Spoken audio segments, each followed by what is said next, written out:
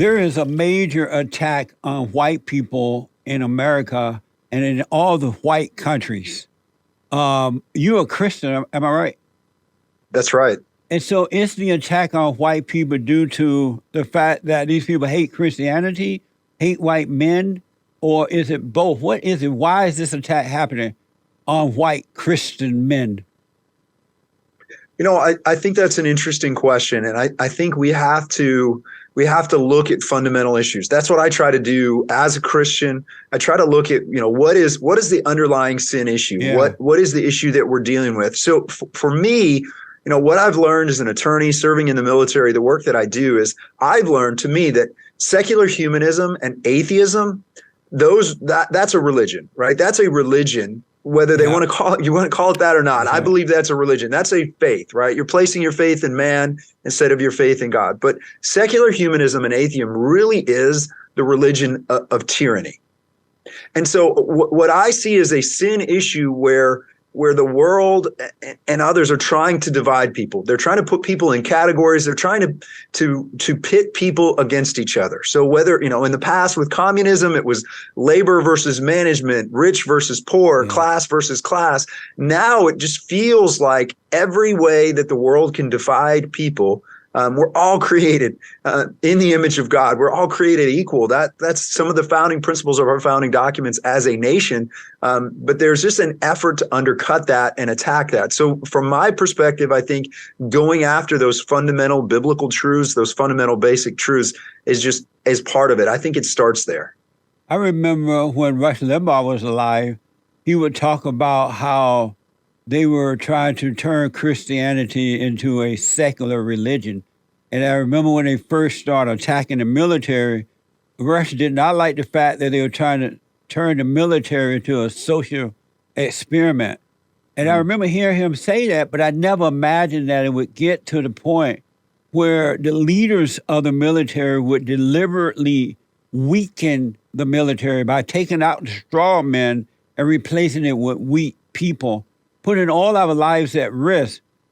Why would they do that? I mean, why would they do that in the military? Well, I think there's a lot of different factors that go into it. One of the things that just on that, when we talk about military leadership, that was so eye-opening to me is here in central Pennsylvania, we have the Army War College. It's in Carlisle, Pennsylvania. So that's where Army leaders go to get the training they need to be successful as a colonel, right? So they're going into a command position, and sometimes other members of other branches go there. But I met one of the professors at the Army War College at a wedding, actually, a few years ago, and he had done a study about integrity in the military. And this is fascinating. This is around 2015. But what he was looking at in this study was, is there an integrity crisis in the military? And so here's what he did, and here's what he found.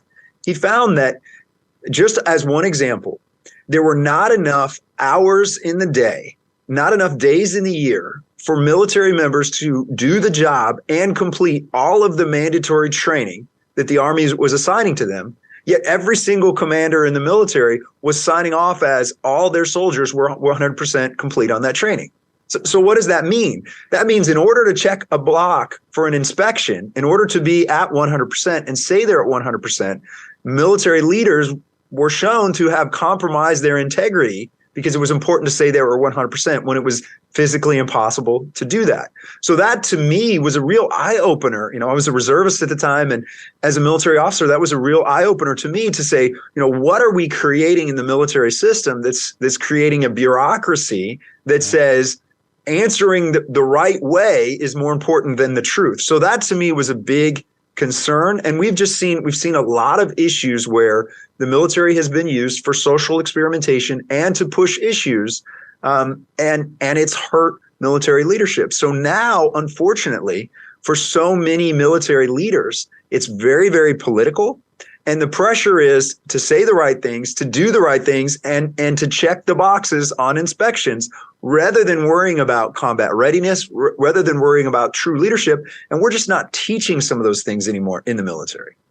I believe you mentioned on Tucker Show that the Navy SEAL is under attack, and the Navy SEAL is pretty much men in that organization, right? Mostly men. That's right. Are they mostly white men? I don't know what the statistics are. What I have seen statistically shows across the military as a whole and across elite units like that, it is primarily the Navy SEALs. It's all men. A woman has not successfully completed that training yet to Nice. date, but it is primarily Caucasian men in that field. And so in the Navy SEAL, are they attacking the Navy SEALs in order to get the white man out and replace it with weaker, so-called, whatever they call it, kind of stuff? And that's why they're attacking, because they want, it's predominantly white men who are strong and secure and work hard. They want to remove it. Is it primary to replace it with people of color, women, and drag queens and all that kind of stuff? Well, what I can speak to for sure is that we constantly see the military changing standards. Yeah. And that's the challenge, right? So we can look at what the Army's done with their combat fitness test and other things. And, the Army tried to revamp their physical fitness test. And when they did, they developed a test that about 98% of women cannot pass. Nice. And so then they had to go back and change the test again. So the issue as I see it, and it's a grave concern for me, is we've seen recruiting numbers plummet, right? The military is not meeting their recruiting numbers for 2022. It's not looking good for 2023.